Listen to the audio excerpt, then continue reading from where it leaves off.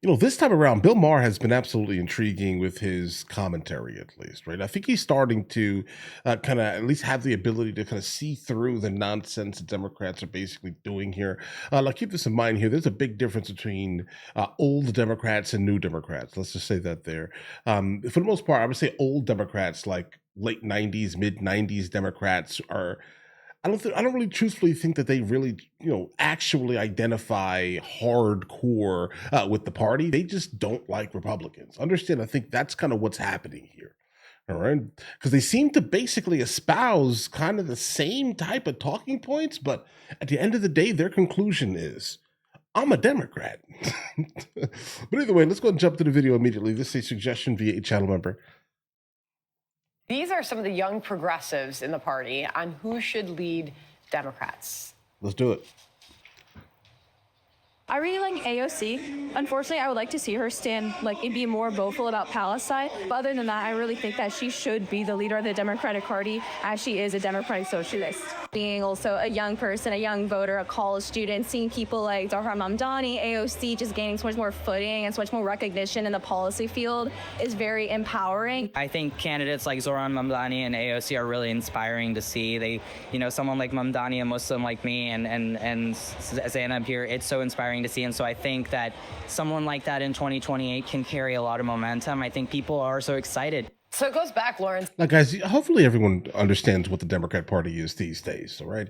I think that group of people who just basically spoke represent the Democrat Party perfectly, and the majority of the voters, right? So that's it, guys, right? If you do not identify with any of these specific internal groups, then I'm not sure you kind of fit in any longer here, guys, right?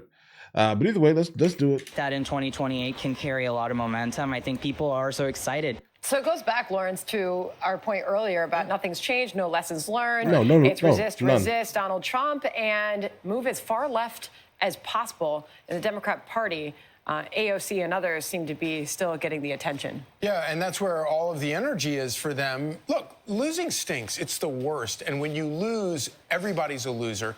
You look backwards and you see Kamala Harris and Joe Biden, and they're both losers, and you start seeing them start carping back and forth. And then you look forward and you have AOC and Mamdani and others who are part of the truly radical, crazy left-wing fringe of the party that, say what you want to about somebody like Nancy Pelosi. She was very effective at keeping the fringe part of her party under wraps. As she kind of rides off the sunset, Chuck Schumer is left. He doesn't know what to do. He has no ability to keep this fringe under wraps. And that's where all the energy is. That's where all the excitement is. The problem is when you get outside of the party, there isn't a broad, widespread general election support for this crazy nonsense.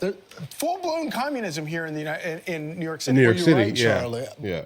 I think what this new generation of socialist Marxists, what they do very well is they diagnose the problem very well. When they talk about affordability and they say, you should, the quality of health care, even what's happening in Gaza, they say the children should not be dying. Of course, they don't say Hamas is responsible for a lot of the deaths there. Many of their solutions are so jacked up, but they do a great job in telling the American people, I understand your pain. Kind of, in effect, like Donald Trump, addressing the working class, people that feel forgotten in America. His solution is different. Bill Maher has a warning for the Democrats. Okay, yeah, these young people are crafty, they are inspirational. But if you run these people, the GOP will win the next election. Watch. 100%. 100%. Do you think that he would have the power and influence to be able to, usher in socialism? He definitely has the power and influence to elect J.D. Vance or whoever is the Republican candidate next time. It is a walking commercial for the Republican Party I think nationally. the Republicans are going to... When you let the Democrats, socialists, and now they're actually calling themselves socialists. When you let them take over a major American city, this is what you get.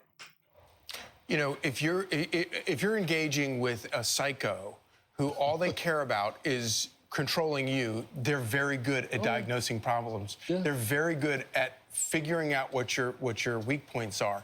And that's, I would argue, what a lot of these people are doing. That's right. They recognize that if you can focus on these problems, then you can, use that dissatisfaction to gain power for yourself. When I see his face, I think immediately of his pitch for government-run, grocery stores. That'll work out. And I don't think there's any reasonable American who hears that and thinks that that's something that will work for them and their family.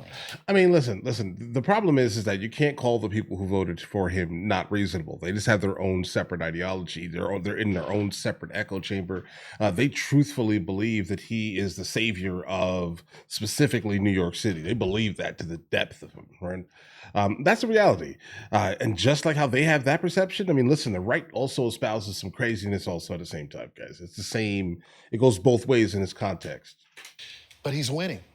And He all is. of the polls right now. If you Unfortunately. take Sliwa out of the polling, he still wins. If you take Adams out of the polling, he still wins. If you take Cuomo out of the polling, he still wins in New York City. This is supposed to be the financial capital of the world. Right. And people are willing to elect a socialist. And, Yeah, but listen, guys, you have to understand this here. Yeah, definitely. Financial capital, et cetera, right. But those people who own all the buildings actually, right? And the ones who work in these high class, organizations, let's say, a good amount of them do not live in the city. All right, understand that. So the people who are voting are normally the workers of the people who are making all the big money at the top here, guys. And I'm thinking that's probably what ended up happening here. I think that's what it is. Yep. I don't want That's to. where I'm at with I that. hope people wake up, but I think this will be the next mayor of New Yeah, I do York. too. And I the think so. question is, what are we going to do about it? Yeah. It'll be terrible for New York City. It'll but be great Republicans content. will be able to run on this issue for as long as that guy's around. Yeah. And it's going to be a huge boon for Republicans and conservatives around the country, and New York City is going to pay the. I will say this finally, when it comes to Bill Maher, it is so refreshing to see, once you remove the TDS, the Trump derangements, how you're able to look at the landscape and think logically.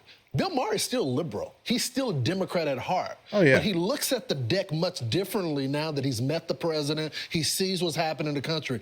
The liberals can recover. They can find some type of candidate, but they got to stop focusing on Donald Trump. Yeah. You can't look at every single issue and look at the president. You got to have your own policy prescriptions. And so now he's warning them, guys, if you do this, you may get a temporary sugar high because this is this crazy quick leftist, dopamine hit. but you can't run a candidate like that nationally. People don't like you taking their money.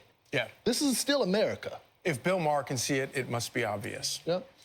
All right, guys. What's interesting is that just how the right ran Giuliani, for example, and the left basically utilized Giuliani, and they still utilize his ridiculousness. They still do it. Please believe here. They will mention him and get votes off of just mentioning him. The right is going to do that exact thing to Mamdani.